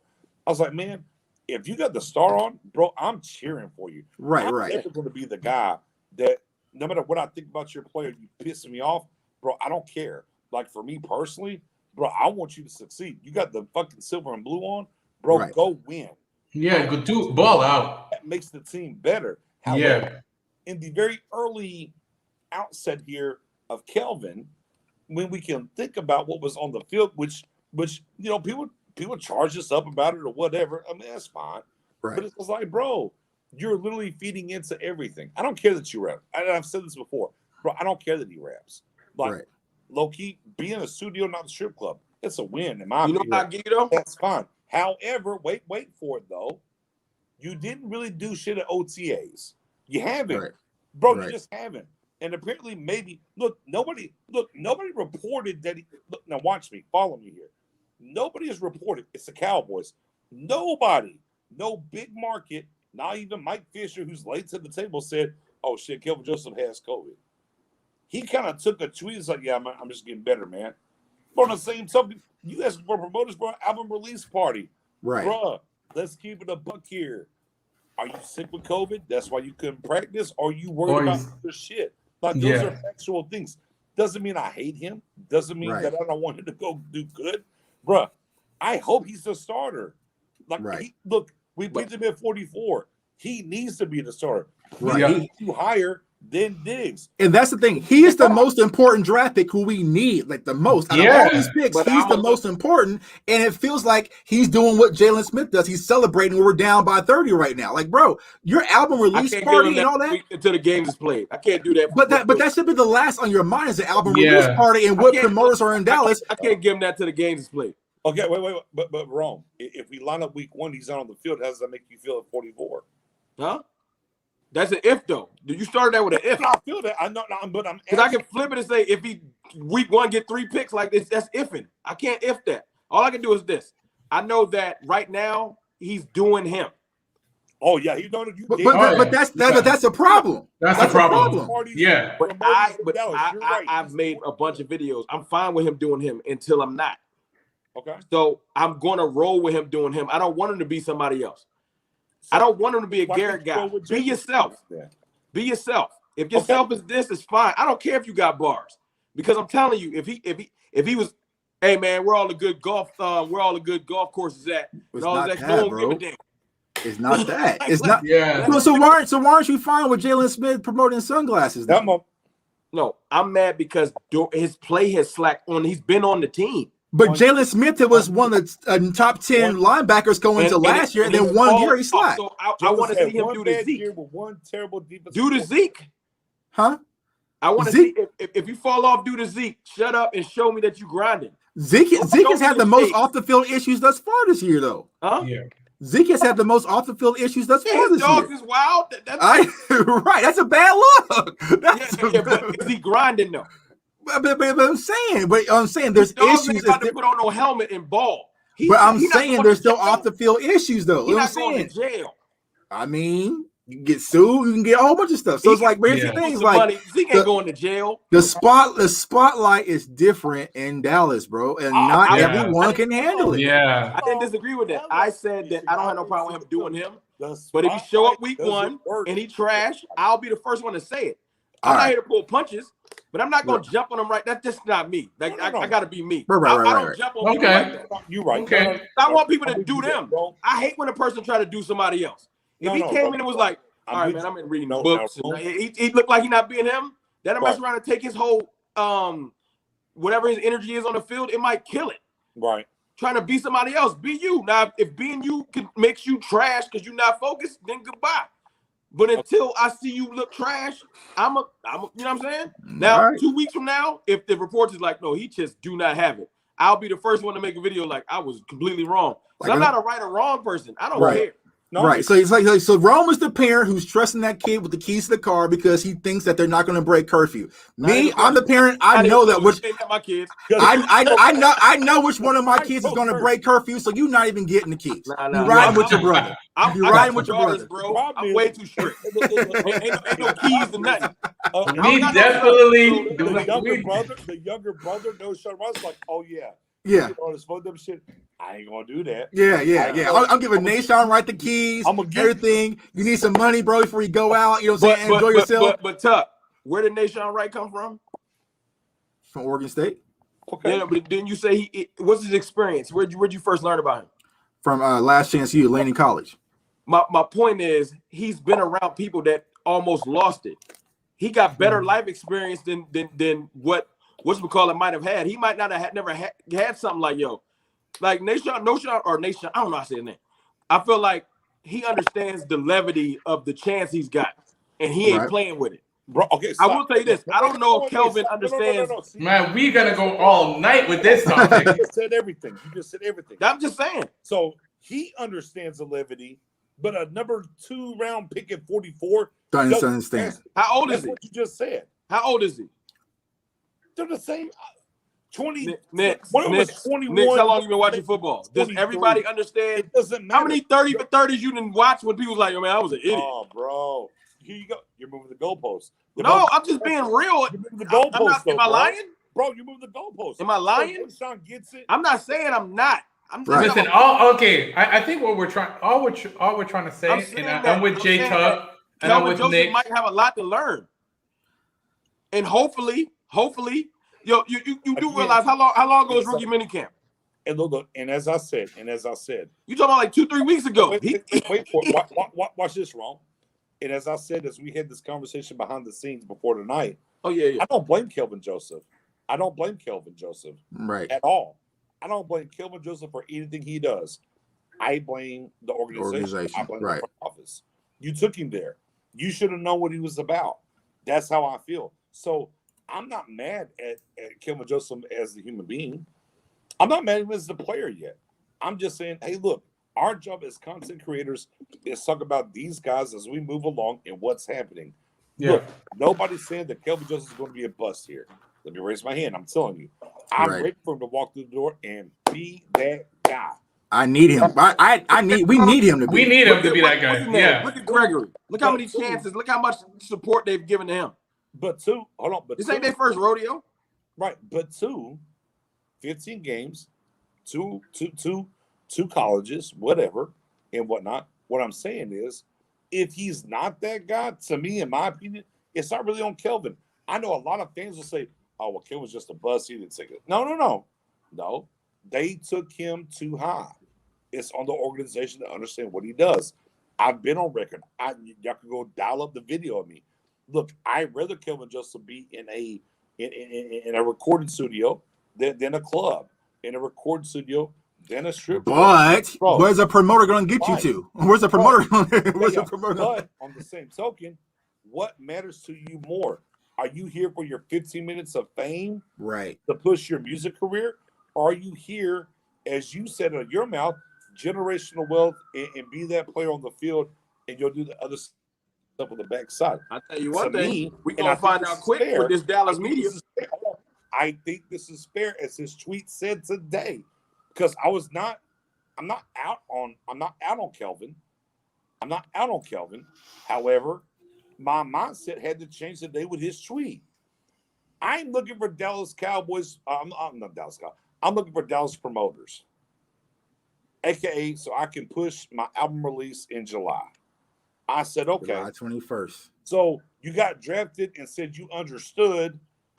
A month later, here we are. You're looking for promoters in Dallas to do an album release party, and you haven't been to all the OTAs. Before I jump off, can I ask you a question? Yeah, go for it. Do you think anybody that got I don't know, like maybe Stephen Jones, anybody that just got some pull, coaches, anybody, you think anybody had the same thought as you and called them? Or do you think they just let them go? Say it again. You think anybody, like any coaches, I'm not going to say teammates. I'm just saying like people that got authority in Dallas. Right. The team. Do you think anybody called them? You think any former Cowboys might have been like, hey, man, that's a bad. Anybody had a thought like you? I think, whoa. Let's be clear. He got drafted. How about this? His agent definitely must have said something. Forget everybody else. I'm just wondering. This is just a wonder. I don't even got a point to prove. I'm just wondering. No, I know that, but I'm saying that's what I'm telling you. I'm not worried about Cowboys team, this, that, and the third. I'm gonna talk about this agent real quick because the agent, the number one job for our agent is to work for us. Yeah. Not to see nobody else. So whenever you heard him come out and things were happening and talked, whispered about,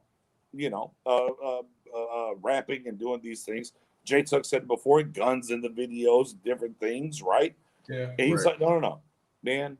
Football's number one. Music's behind me, so on and so forth. I took him at his word right there. Yeah. Wrong? Right. You said he's going to be back at 10 o'clock. I trusted him.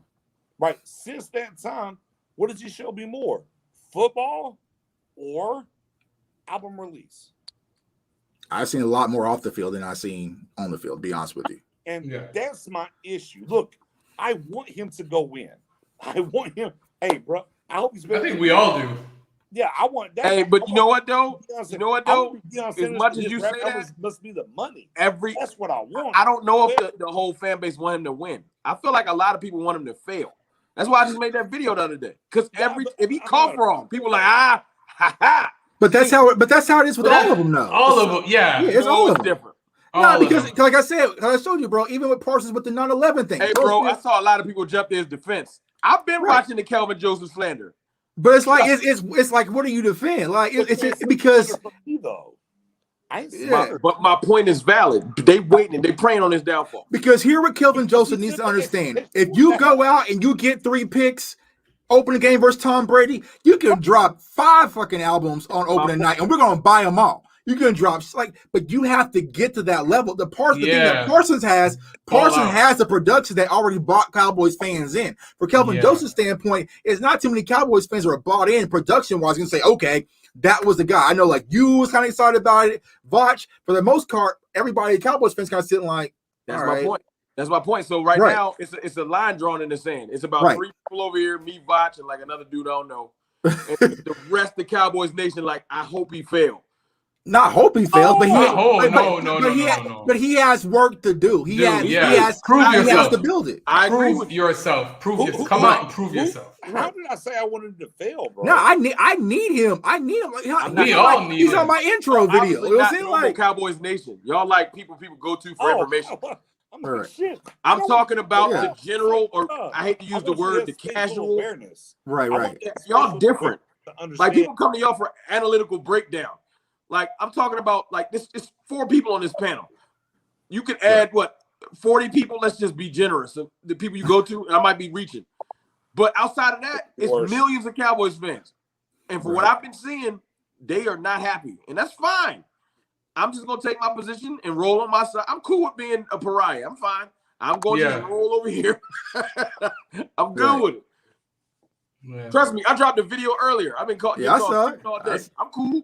Yeah, so like I need all of them. I mean, hell, as much as I hate the Josh Ball thing, it's like shit, at this point, I need him to ball out. He signed the contract. He ain't get look. He doing just fine. I ain't heard nobody say nothing. Right. Stay under the radar. Do your job. Show up to practice, work, and everything will fall into place. I think Cowboys fans have a hard time understanding that. Nick's mentioned, must be the money. Dion was already prolific at that point. He started dropping out. You know what I'm saying? Like, as much as I want to compare them.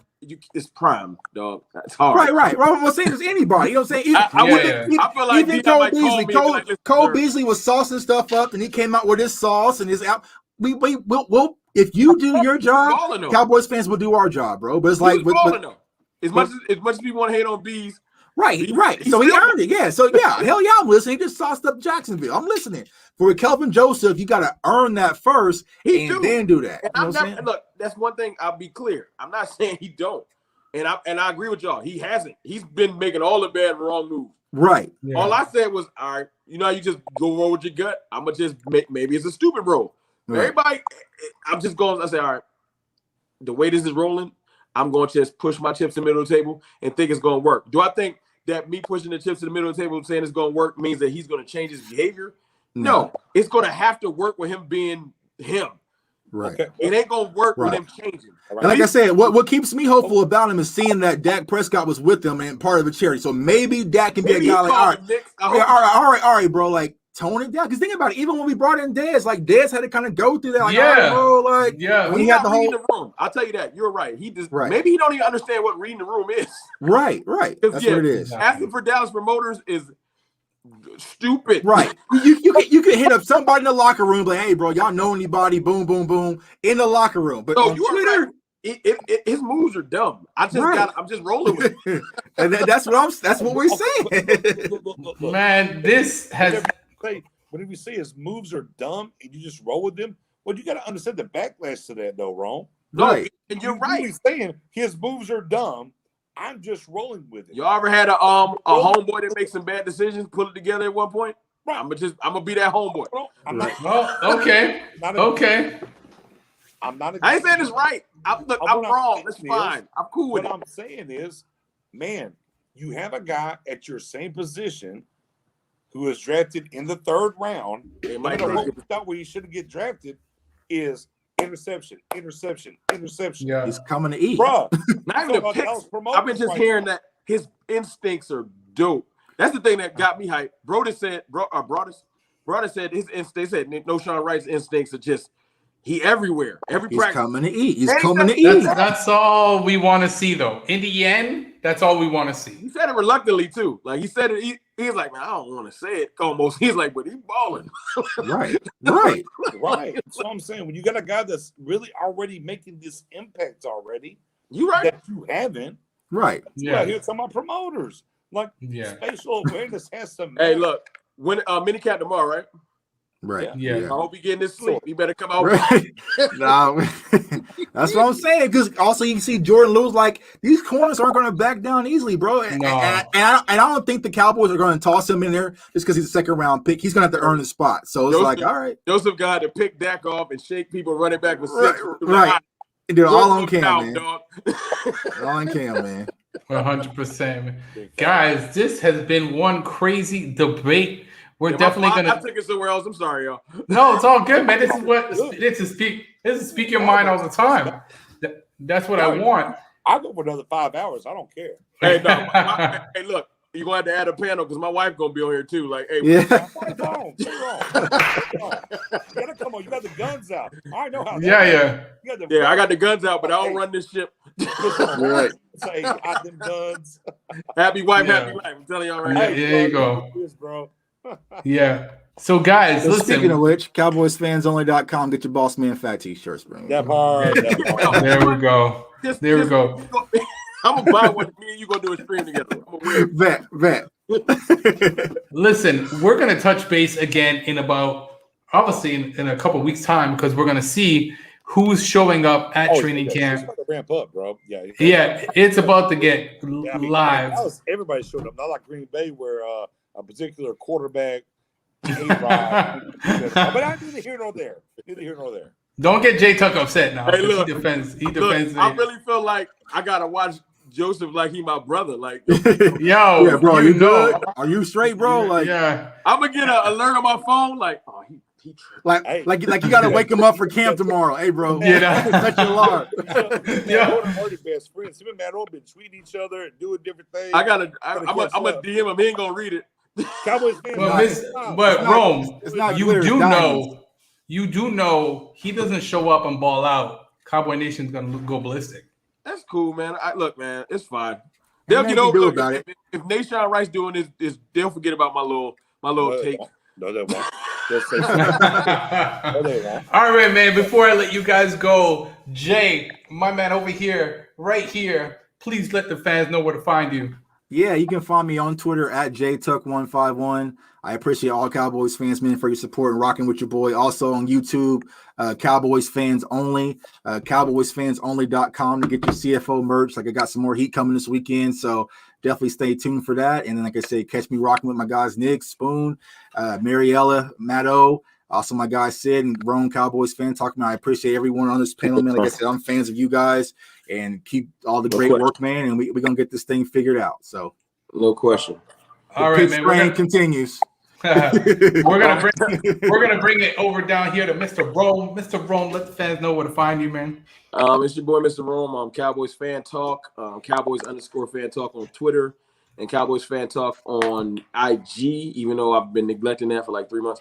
Mr. 4K. Let me jump in late, and I always enjoy chopping it up with you guys. So I appreciate it. You guys, and let me come on. BJ Nix, my man below me. Please let the fans know where to find you, man. You already know what it is, man. Your _guy_Nix NIX. YouTube. Excuse me, on YouTube. Twitter. Come hit me over there. On YouTube, I gotta get like y'all. I see y'all slid the Twitter and YouTube in. I didn't know. I didn't get the memo. I'm sorry. It's on YouTube. Star Game Podcast. Just spaces. Star Game Podcast. Man, come hit the sub. Do that. Facebook. Stargame's the group, Stargame's the page. Join the group, like and follow the page, man. Appreciate y'all as always. And it's one thing, man. Boss man showing some love to our guy Matt O, man. So hit him up on Twitter. With that. So like the thing, like he's a likable guy. Like I feel like if I were to kick it with Boss Man, I'm kicking with Boss Man. But if these two shots are Hennessy before he gets on the field, I'm here. Man. I'm just saying, bro. You just got drafted. Just you know, get your locker room all set up and stuff like that first, man. Before you start, he was out the gate. Follow my DJ on. Damn tag. You know the vibe, bro. Right. Where you at? Right. Yeah. Hey, man, he told y'all you know the vibes. He used to. Guys, I want to thank you once again for coming on the show. Like always, I love having you guys on. It's crazy. We always say an hour. We always blow that, man. But we're definitely going to be doing a lot more stuff coming closer to the season. I'm looking forward to that, man. Thank you for tuning in to Speak Your Mind all the time. It's Montreal, Canada's own Dallas Cowboys for life. It's your boy Sid, and guess what? I'm out.